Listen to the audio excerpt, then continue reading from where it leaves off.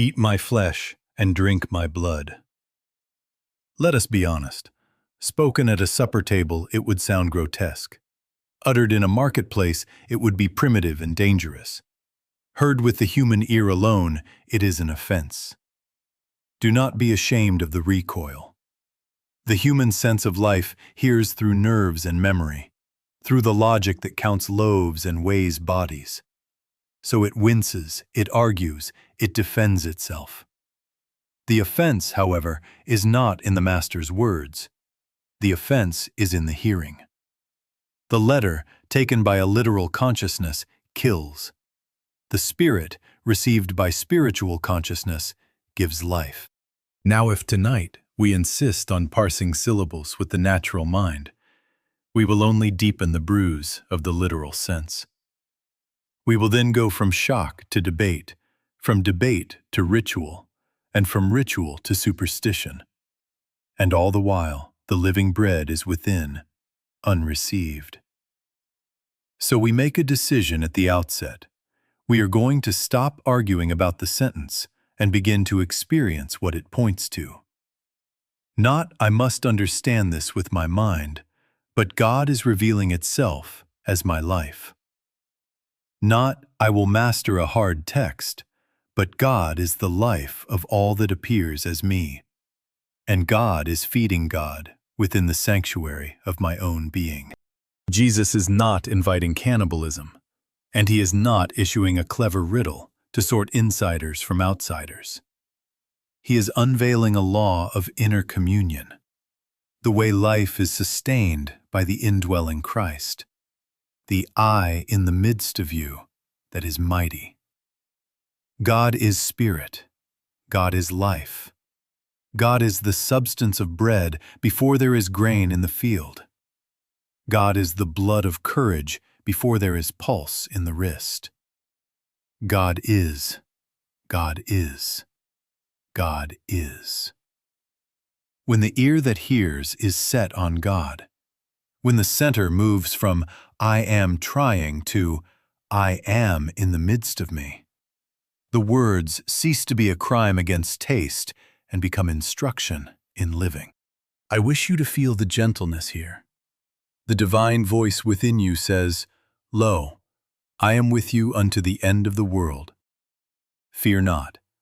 I will never leave thee nor forsake thee. If we listen there, this sentence that made you draw back will begin to draw you in. The shock will loosen.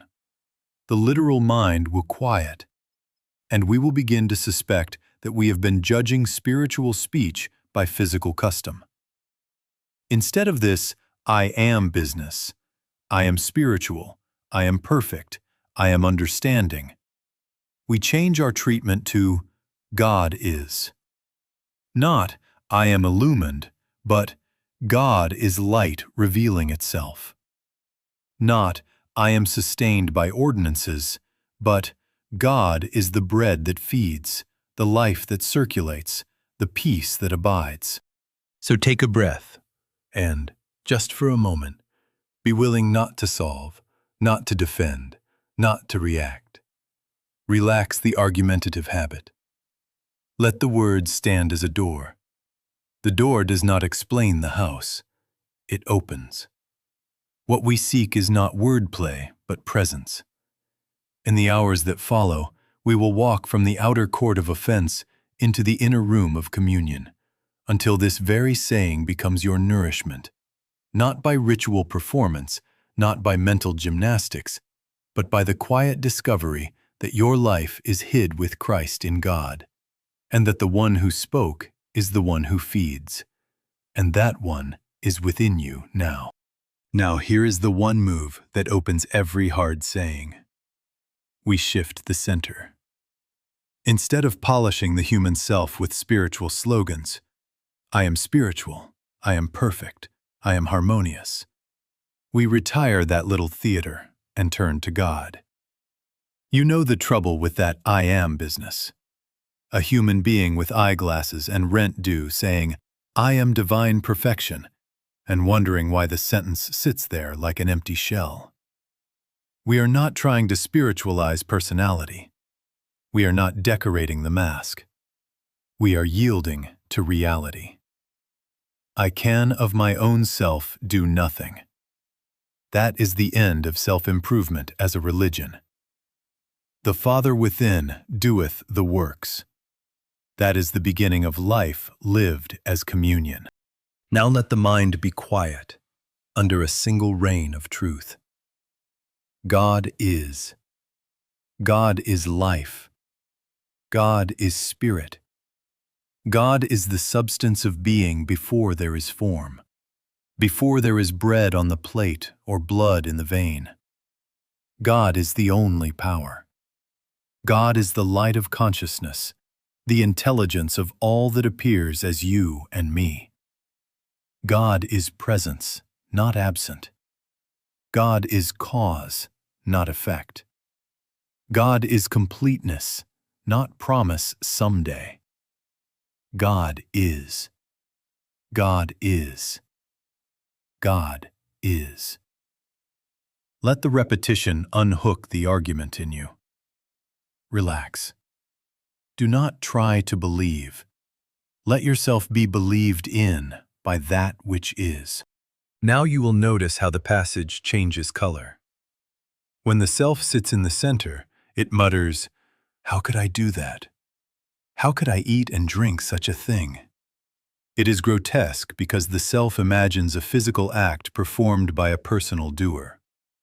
But when God is the center, the question turns, what is God feeding me as consciousness? What proceeds from the Father within as life, as courage, as substance? Do you feel the air clear? Not, I must take something into me to become spiritual, but God is forever pouring itself as the very life of me, and my part is to receive. Communion, then, is not a religious accessory, not a quarterly token, or a ceremony to appease a distant deity. Communion is the natural activity of spiritual identity. It is living by what proceeds from within, not by what is accumulated without. Living by the word felt, not the world counted.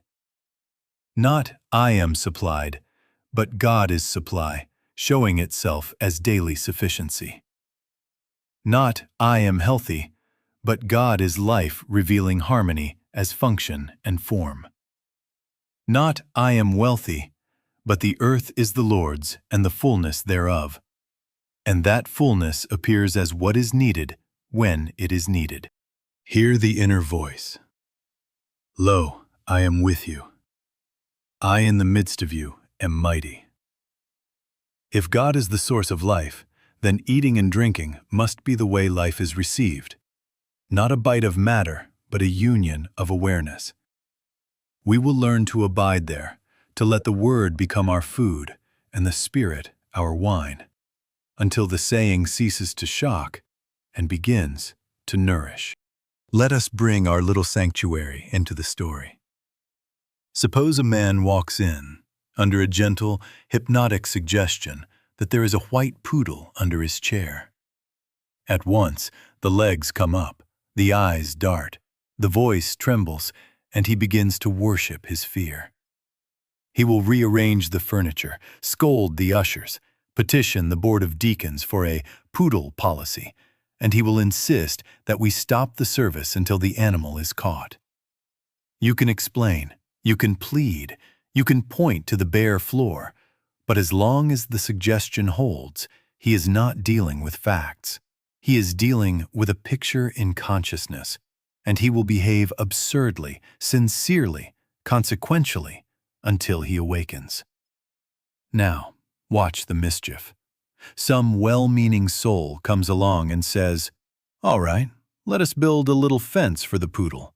Let us put out a bowl. Let us write a prayer about it." That is how superstitions are born. Instead of dissolving the hypnosis, we fund it. The white poodle in the sanctuary is literalism. The suggestion whispers, he means meat and liquid. He means biological tissue and red fluid. And as soon as you believe that, you will act accordingly. You will recoil. You will debate. You will divide your communion table into camps and creeds. You will write ingenious explanations to make cannibalism palatable. Or you will invent clever rituals to tame your offense. But hear this. You do not heal a suggestion by managing it. You awaken from it. You do not outrace a shadow. You face the light, and the shadow is gone. It is the old business of the snake in the rope. In the twilight, a coil by the path startles you. The heart pounds, the stick is raised, the call goes out for help.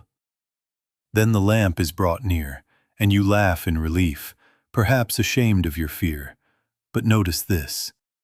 The rope never resigned its ropehood to become a snake. The snake was never there. Only your perception changed color. So with this passage, the meaning never turned into cannibalism. The master never descended from spirit to butcher's slang. The dimness in us cast the shape of a serpent on a harmless thing, and we outfitted ourselves for battle with nothing. So I say to you, stop trying to fix the poodle. Stop bringing bowls to illusions.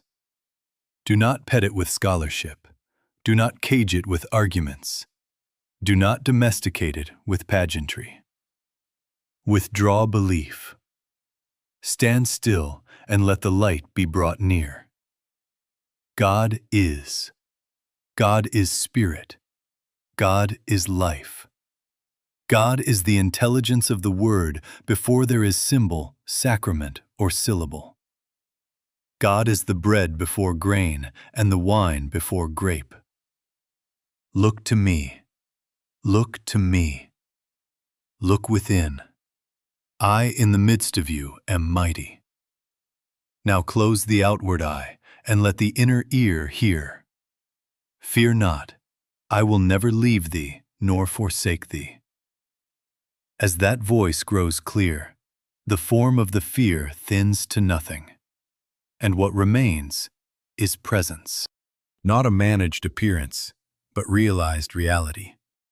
Not, I am clever enough to reconcile a hard text, but God is light, and in that light the text reads itself as life. When the hypnosis lifts, we do not stare at a plate and a cup trying to imagine them into holiness. We ask instead, what is the spiritual reality here? What is flesh when God is spirit? What is blood when life is infinite and indivisible? What is eating when there is no taking from without but only receiving from within? What is drinking when the well is the Father within? That is where we are going. First awaken, then inquire. And you will see that our Lord was describing reception, not consumption, communion, not chewing. The Word becoming substance in you as you rest in the infinite invisible. Now, with the lamp near, listen again. What is flesh when God is spirit? To the mystic, flesh is not muscle and skin. It is word made tangible as lived awareness. It is truth clothed in your very consciousness until it has texture, weight, and form as character, as peace, as integrity, as the effortless rightness of your day. The word becomes flesh when divine knowing ceases to be a sentence and becomes a state. When God is life stops being a phrase and shows itself as vitality, poise, and order in the affairs that bear your name. Flesh, then, is the embodiment of the Word, God expressing the nature of its own being as the substance of you. And blood? Blood is the life principle. It is the current, the pulse of the infinite flowing as individual being. It is covenant, the inner witness that says, I will never leave thee nor forsake thee, and keeps that promise as energy, as renewal, as fearlessness. Blood is not a gore-filled image. It is the streaming of life itself. It is the wine before grape, the joy before event, the warmth before the sun reaches the window. It is that by which we are preserved, because it is that by which God lives as us. Now hear the not but that releases you from the old nightmare. Not a body to be chewed, but the word to be assimilated. Not a cup of red fluid, but life itself poured forth as spiritual vitality. Not an outside Christ demanding belief, but I in the midst of you am mighty. The Christ within offering itself as your very life. The Master speaks in mystical language because the reality is mystical, invisible, indivisible, immediately present. How then do we eat and drink? We assimilate. What you truly accept within, without argument, without decoration, becomes your consciousness. What becomes your consciousness becomes your experience. If you accept fear as truth, it colors your day. If you accept God as the life of you, it flavors your being. To eat the flesh is to take into silent consent the word that God is your life, your wisdom, your sufficiency, until that word becomes the felt substance from which you think, feel, and act. To drink the blood is to receive, with no resistance, the living stream of the I that says, "Lo, I am with you." Until courage is no longer borrowed, it is native. Until joy is no longer a visitor, it is home. Do you see how practical this is? When the word is eaten, assimilated, your reactions change before your circumstances do, and then your circumstances rearrange themselves around the new center. When the life is drunk, received, the fatigue that came from self-managing yields to an ease that does not begin in muscles. Not by manipulation, but by transference of reliance, from the finite to the infinite invisible within. And this is the bridge we will cross together. If eating and drinking are assimilation, then communion is no longer a calendar event, but the daily act of inwardly receiving Christ's nature until it becomes the very substance of your being. This is the core revelation. Flesh as word embodied, blood as life imparted, received not by jaw and throat, but by consent and stillness, until the I in the midst of thee lives your life as you. Now we are ready to let practice be pure, no performance, only presence, so that tomorrow's bread is already baked in today's quiet, and the wine of the Spirit warms the heart before a cup is lifted. Now let us make it very plain. We do not despise the table, the bread, the cup, nor any reverent act that helps the heart turn Godward. The outward has its place. Only do not reduce the Christ to a ceremony, nor imagine that a rite can perform for you what only inner consent accomplishes. The sign can remind, it cannot replace. The form can point, it cannot impart. God is spirit. God is life. God is the substance of communion before there is plate or chalice, before there is calendar or creed. When the symbol is honored as symbol, it becomes a gentle finger toward the sanctuary within. When it is taken as substance, it becomes another white poodle to be fed and fenced. So hear this inversion that liberates. Not, I take communion, but communion takes me.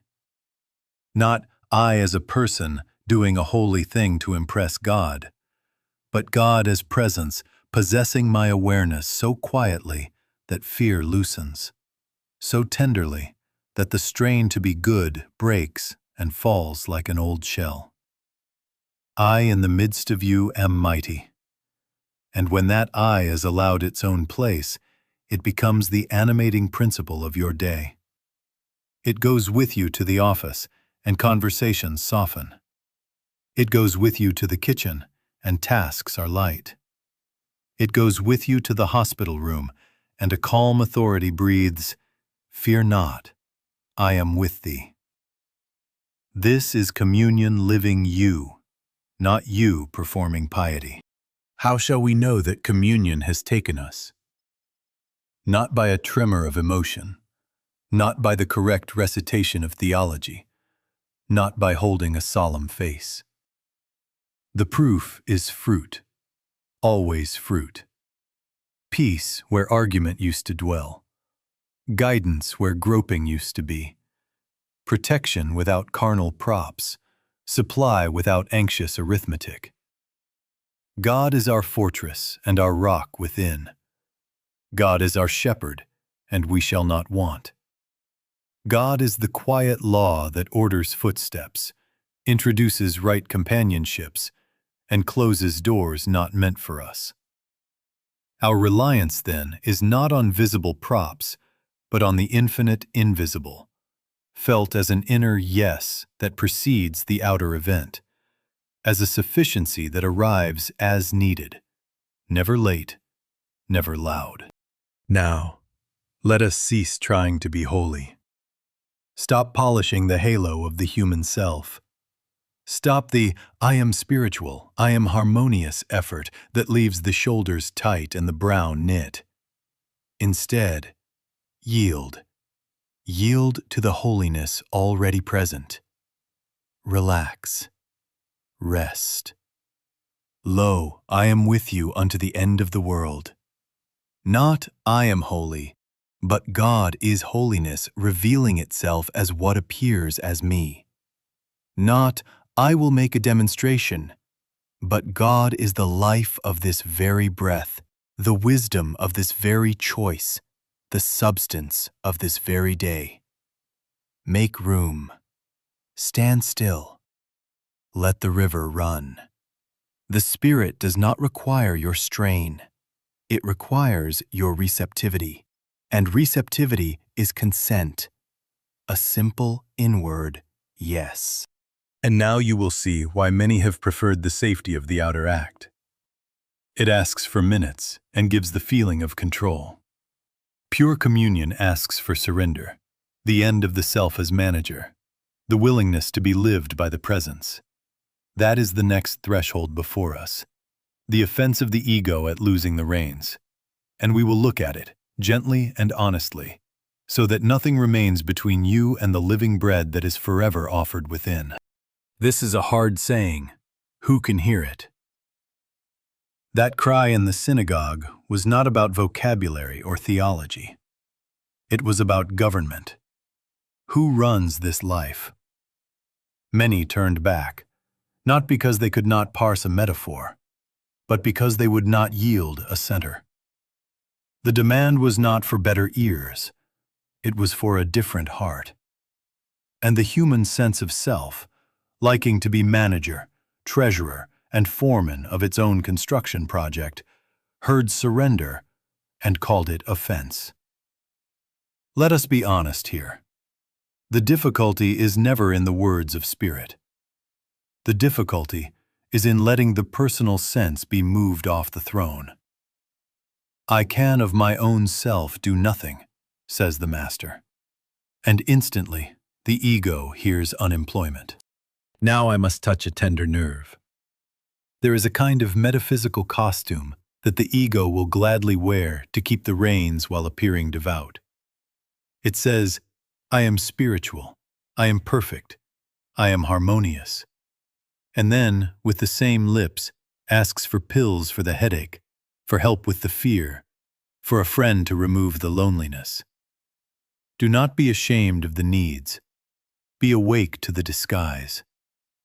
What we really want in that moment is control, with spiritual vocabulary.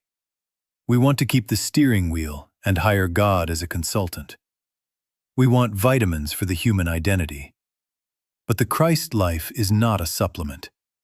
It is not an additive to a self already in charge. It is a replacement of center. Yet not I, but Christ. Not by death of the body, but by the quiet retirement of the self as manager. Listen to the not but that clears the fog. Not, I will use God to improve my situation, but God is the situation's only reality, and I consent to see from that altitude. Not, I will fix this from the outside, but God is cause, and what appears as effect must answer to cause. Not, I am wealthy, I am safe, but the earth is the Lord's and the fullness thereof. God is my fortress and my supply. God is life. God is the intelligence, law, and substance of being. God is the infinite invisible that governs visible events without consulting the calendar, the market, or the bloodstream. When you stand there, the white poodle of fear cannot find a leash in you. The snake in the rope has no theater to play in. What then is surrender in practice? It is the transfer of reliance. It is ceasing to argue from appearances and consenting to be fed from within. It is letting the inner I, the I in the midst of you that is mighty, take its rightful place as life, as wisdom, as sufficiency, while the personal self rests. Hear the voice. Fear not. I will never leave thee nor forsake thee. Stand still. Let me be the law of your being. This is not passivity. It is the only effective activity, because it begins in source. And the way we make it real is not by bracing the will, but by learning the inner act, how to eat and drink silently until the word becomes your flesh and the life becomes your blood. That is where we go next. A simple communion of awareness in which management ends and living begins. Now close your eyes, not to shut out a world, but to let the inner room be noticed, and be still, just for this moment.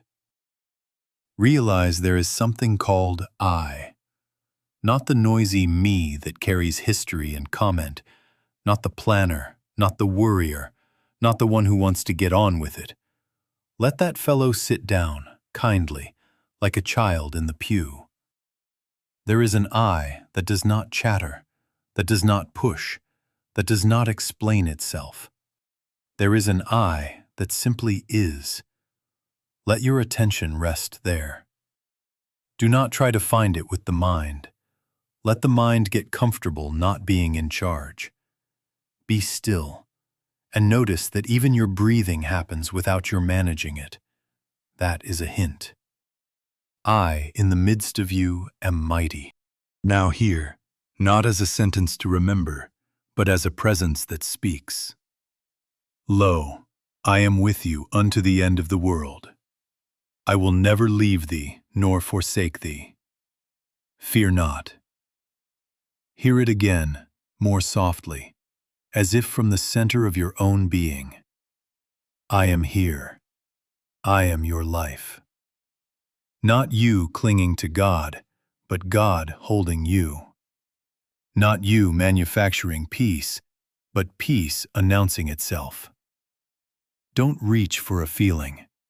Let the reassurance be what it is, sometimes a warmth, sometimes a small loosening in the chest, sometimes only the absence of hurry. That is enough. The shepherd does not always sing. Sometimes he is simply there. Now we eat. Take one truth, only one. God is life. Do not decorate it. Do not argue for or against it. Let it be in you as a simple presence. God is life. God is life being itself as the very fact of me. If the mind wants to measure it or improve it, say within, peace, be still. God is life. Rest on it the way you would rest on a trusted chair. Let the words fade if they wish. Stay with the felt consent. If it grows warm, good. If it grows quiet, good. If there is only a slight settling, good. That slight settling is the beginning of digestion. This is eating the word, allowing truth to become the felt substance of consciousness. Now we drink. Receive the inner current that accompanies that consent, the invisible vitality that does not come from muscles, the courage that does not come from argument. Let it flow without naming it. This meeting, the human sense consenting and the divine presence filling, is communion. This is the Holy Ghost. The two are not two here. The me yields, the I abides, and you know, without sentence or sign, that life itself is living you. Make this simple. Short periods, frequently. 3 minutes upon waking, before the feet find the floor. A minute at the sink. 2 minutes in the parked car before the appointment. A pause in the corridor, in the market line, at the bedside lamp. A few quiet breaths at noon, another before sleep.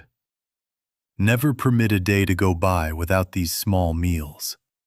Stop reaching outward for confirmation. No tests, no bargains, no deadlines for God. The quiet is the bread.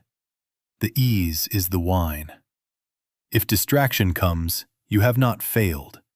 You have been called to another sip. Return to I. Look to me. Look within. As you keep this table, you will discover that reliance begins to move, gently, decisively, away from the finite and toward the infinite invisible. Without announcement, fear finds fewer hooks. Supply shows up without the old arithmetic. Guidance rises before the question is fully formed. You will stand still more easily, and standing still, you will feel the fortress that does not appear on maps.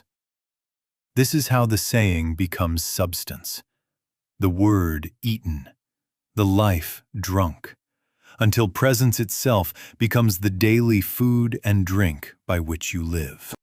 Now we come to the practicality of it. Our reliance is in the infinite invisible, not in the visible, never in money, not in systems or institutions, not in personalities or even in our careful planning. God is. God is cause. God is the law, the life, the intelligence of being. The visible is effect. The minute you make effect your refuge, fear begins to manage you. The minute you touch communion, fear loosens its grip because the source has been contacted. Is it the steel plate that protects? Or is it the realized presence that dissolves the occasion for harm? Is it the alarm system, the policy, the armed guard? Or is it the word of God, quick and alive in your consciousness? I will never leave thee nor forsake thee, that proves to be the fortress and the wall of fire round about. Take this to the modern doorways of fear. Health anxiety. A report, a scan, a symptom appears, and the mind races to the pharmacy of opinions. The headlines of mortality begin to feed on you. Stop. Not, I must get more control, but stand still and know that I am. God is life. God is the very breath and rhythm within. Return to the inner table and eat. God is life. Until the clutch at the solar plexus unwinds and courage returns of its own accord. Then move as you are led, calmly, intelligently, but not as a hunted creature. The outer steps will find their order because cause has been honored. Economic stress. Bills, markets, talk of scarcity gnaw at the edges of peace. The human answer is, get more, hold tighter, outthink tomorrow. But hear the not but that frees you. Not, I am wealthy or I am secure by my pile, but the earth is the Lord's and the fullness thereof. God is supply, unfailing, unpanicked, unmeasured by crises and charts.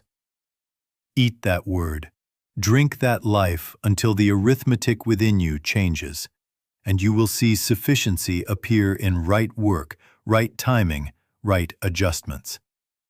It will seem natural, and it will be natural, because it is your nature revealing itself. Relationship uncertainty, a silence in the home, a friendship grown thin, the ache of loneliness.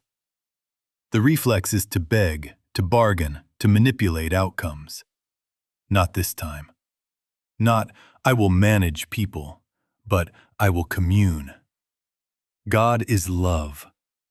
God is the law of right relationship within me and in all who touch my life. Be still. Receive the inner warmth that asks for no collateral. Then speak or remain silent as you are led. Doors will open that argument could not open, and doors will close that sentiment could not close. You will find yourself in companionship that answers to your real identity. And sometimes you will find a holy solitude filled with presence. Our reliance, then, moves from visible props to the invisible that is nearer than breath. Look to me. Look within. I, in the midst of you, am mighty.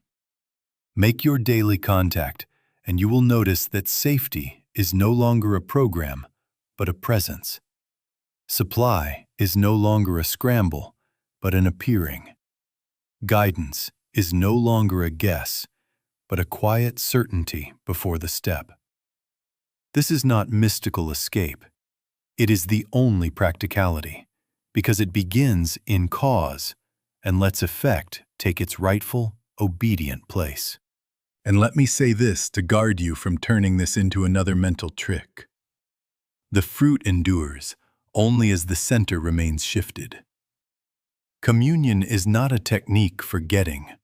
It is the life of being lived from God. As you continue, there will be a subtler transformation. Identity itself begins to change. Not the old me improved, but the Word becoming flesh as you. That is our next horizon, where communion ceases to be an experience and becomes your very nature walking down the street. Here is the quiet payoff that does not shout, but changes everything. Before, we were hypnotized by appearances. We took our temperature from headlines, from balances, from glances on strangers' faces, and we reacted as a vulnerable person in a dangerous world. The weather of emotion blew us about. A phone call could darken the room. A symptom could steal tomorrow. After, something stills at center. We rest, not as a reinforced personality, but as the place where God's nature is expressing. God is. God is life. God is law. God is the intelligent love that counts the hairs and orders the steps. We find ourselves watching the same world, but from within the fortress. The same winds brush the walls, but the house is no longer built on sand. Let me make the identity plain, so there is no religious heroism here.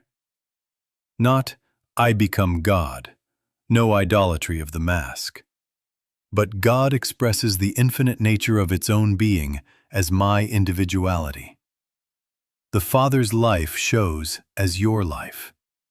The Father's wisdom reads as your insight. The Father's wholeness appears as your steadiness. Life turns and runs from within outward because cause has been honored where it lives. Not, I am wealthy, but rather, the earth is the Lord's, and the fullness thereof, and that fullness finds its way through this name and form as needed. Not, I am safe, but God is my fortress and my song, and the occasions for danger fail to materialize before the realized presence. Then demonstration ceases to be a project driven by slogans and becomes fruit born from root. You will not need to repeat, I am peaceful. Peace becomes the atmosphere that travels with you. It precedes you into rooms, and others breathe easier without knowing why. You will not need to insist, "I have faith." Reliance becomes natural, like leaning into a chair you have sat in 1,000 times. You will not need to announce, "I forgive." The old debts dissolve without a courtroom, because there is nothing in you left to charge interest. Decisions simplify. Timing improves. What once was forced begins to arrive as appointment. The proof is not loud. The proof is continuity. Supply that appears quietly. Protection that never writes a headline. Guidance that finds you standing in the right place at the right hour. This is the mystical union the poets groped for. An inner wedding. Consciousness wedded to the Christ, where the two are one, and the hunger for external reassurance fades. The bride no longer runs to borrow oil at midnight. The well is within. The old self dies daily without funeral, its habits of grasping, its fears of tomorrow. And in its place the Word stands up, breathes, and walks as you. You are not improved. You are indwelt.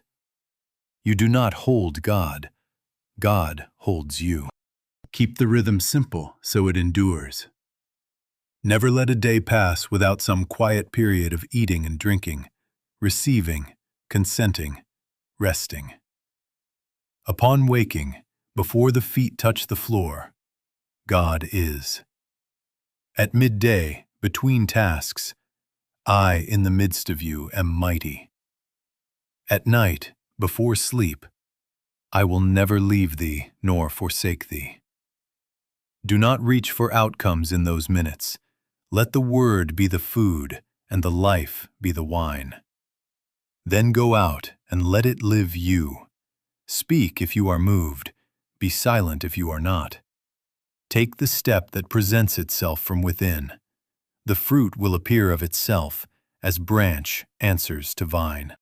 And hear, as seal upon heart and brow, the voice that has been in this room all along. Fear not.